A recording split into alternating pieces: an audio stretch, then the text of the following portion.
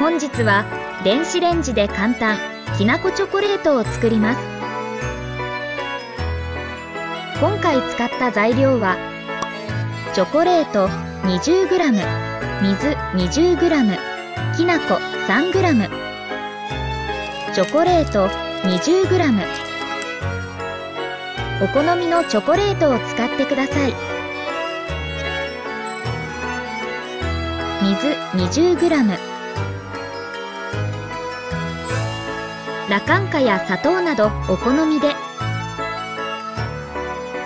600ワットの電子レンジで20秒から30秒加熱します。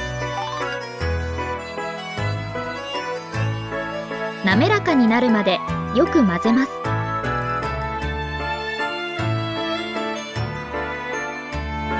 はじめは分離していますが、だんだんなじみます。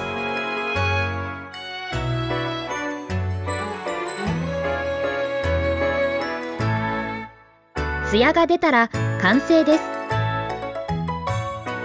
きなこ 3g。しっかり混ぜ合わせます。チョコが固まってしまったら5秒ずつ追加加熱してください。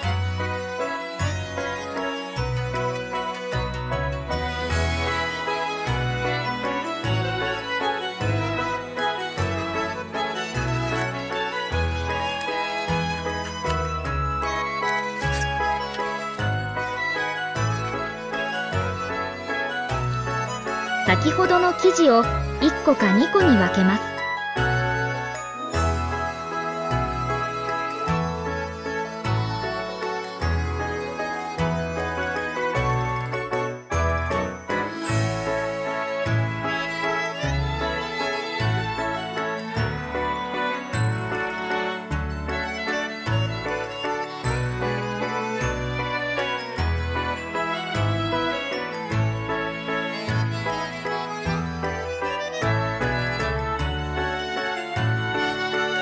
あとは冷蔵庫で冷やしたら完成です。